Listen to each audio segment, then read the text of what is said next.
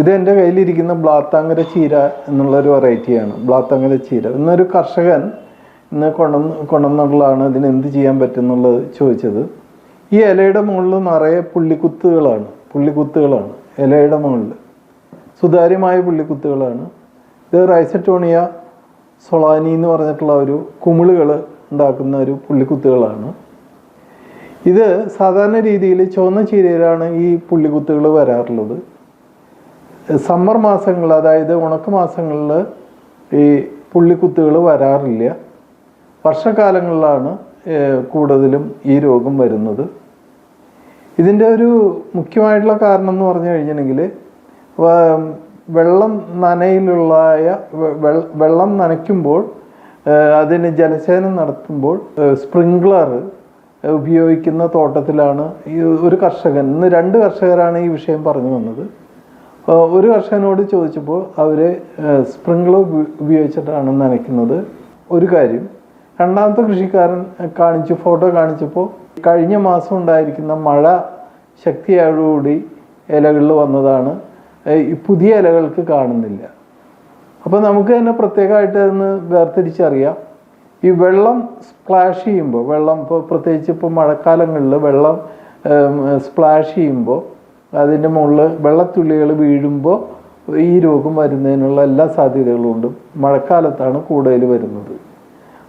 അതുപോലെ തന്നെ സ്പ്രിങ്ക്ലർ വരുമ്പോൾ മൈക്രോ സ്പ്രിങ്ക്ലറാണ്, വെള്ളം ചെറിയ തുള്ളികളായിട്ട് ഇലകളിൽ വീഴുന്നത്. ഈ രീതിയിൽ വരുമ്പോഴും ഈ രോഗം വരുന്നു. ബ്ലാത്താങ്കര ചീര നല്ല ഡിമാൻഡുള്ള ചീരയാണ്. നല്ല ചുവപ്പ് കളറിലുള്ള ചീര, നല്ല ഈൽഡും കിട്ടുന്ന ഒരു ചീരയാണ്. അപ്പോൾ ഇതിനെ രക്ഷിക്കേണ്ടത് അനിവാര്യമാണ് ഒരു കർഷകനെ സംബന്ധിച്ചിടത്തോളം. ഒരു കർഷകൻ പറഞ്ഞത് ഇത് മൊത്തം പറിച്ച് കളഞ്ഞാൽ എങ്ങനെയുണ്ടാവും. അപ്പം ഞാൻ പറഞ്ഞു പറിച്ച് കളയേണ്ട കാര്യമില്ല, ഇതിനി വരില്ല. ഈ രോഗം ഈ സമ്മർ മാസങ്ങളിലാണ് വളരെ കുറഞ്ഞിരിക്കും. അതേ സമയത്ത് വർഷക്കാലത്താണെങ്കിൽ ഇത് വ്യാപകമായിട്ട് കൂടും.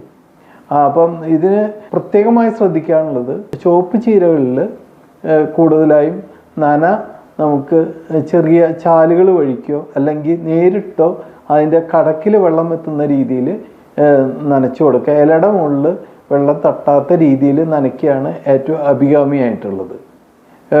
ചെറിയ പൈപ്പ് ഉപയോഗിച്ചിട്ടോ അല്ലെങ്കിൽ ചാലുകൾ ഉപയോഗിച്ചിട്ടോ വെള്ളം അതിൽ എത്തിക്കാനുള്ള സംവിധാനം, അല്ലെങ്കിൽ ബക്കറ്റുകളിൽ വെള്ളം ഒഴിക്കുന്ന ഒരു സംവിധാനം ഏർപ്പെടുത്തുകയാണ് നല്ലത്. സ്പ്രേ ചെയ്യേണ്ടത് അല്ലെങ്കിൽ സ്പ്രിങ്ക്ലർ ഉപയോഗിച്ചിട്ടോ അല്ലെങ്കിൽ സ്പ്രേ ചെയ്യുക, വെള്ളം അതിന് മുകളിൽ കുത്തനെ വീഴുന്ന ഒരു സംവിധാനം ചെയ്യുന്നത് ശരിയല്ല. അപ്പോൾ അതിന് ഈ രീതിയിലുള്ള പോട്ടുകൾ ഇലപ്പുള്ളി രോഗം വരുന്നതിനുള്ള എല്ലാ സാധ്യതയുണ്ട്. ഇനി ഇലപ്പുള്ളി രോഗം കൂടുതലായി വന്നു കഴിഞ്ഞാൽ എന്ത് ചെയ്യുന്നുള്ളതാണ് ചോദ്യം. അതിൽ കാർഷിക സർവകലാശാല റെക്കമെൻഡ് ചെയ്തിട്ടുള്ളത് നല്ല മഞ്ഞപ്പൊടി 5 ഗ്രാം, പിന്നെ ബേക്കിംഗ് സോഡ 1 ഗ്രാം. ഇതാണ് 5 ഗ്രാം മഞ്ഞപ്പൊടി, 1 ഗ്രാം ബേക്കിംഗ് സോഡയും 1 ലിറ്റർ വെള്ളത്തിൽ കലക്കിയിട്ട് സ്പ്രേ ചെയ്യുമ്പോൾ ഈ രോഗത്തിന് കുറച്ച് ശമനം ഉണ്ടാകുന്നതാണ് യൂണിവേഴ്സിറ്റി പറയുന്നത്. പിന്നെ കുറച്ചും കൂടിയും പറയുകയാണെങ്കിൽ രൂക്ഷമാവുകയാണെങ്കിൽ ഇതിൽ ഇൻഡോഫിൽ എന്ന് പറഞ്ഞിട്ടുള്ളൊരു കുമിൾനാശിനിയുണ്ട്, ഇൻഡോഫിൽ.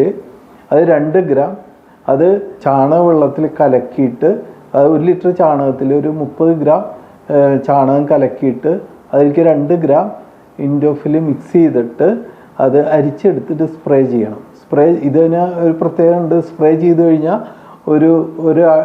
ഒരാഴ്ച അല്ലെങ്കിൽ 2 ആഴ്ചയ്ക്ക് പിന്നെ ഈ ഇലകൾ വെട്ടാൻ പാടില്ല, ഉപയോഗിക്കാൻ പാടില്ല. 2 ആഴ്ച കഴിഞ്ഞ് ഇത് ഉപയോഗിക്കാൻ പാടുള്ളൂ. അപ്പോൾ അതൊരു കെമിക്കലായതുകൊണ്ട് വളരെ ശ്രദ്ധിക്കണം. ചീരയിൽ കെമിക്കൽസ് ഒന്നും ഉപയോഗിക്കാതിരിക്കുകയാണ് ഏറ്റവും നല്ലത്. ഇതാണ് പ്രത്യേകമായിട്ട് ശ്രദ്ധിക്കേണ്ടത്. ഇതിൻ്റെ ഗ്രോത്ത് കിട്ടാൻ വേണ്ടിയിട്ട് ഓർഗാനിക്കായിട്ടുള്ള ജൈവശക്തി എന്ന് പറഞ്ഞിട്ട് ഒരു ലിക്വിഡ് ഉണ്ട്, ഓർഗാനിക്കാണ്.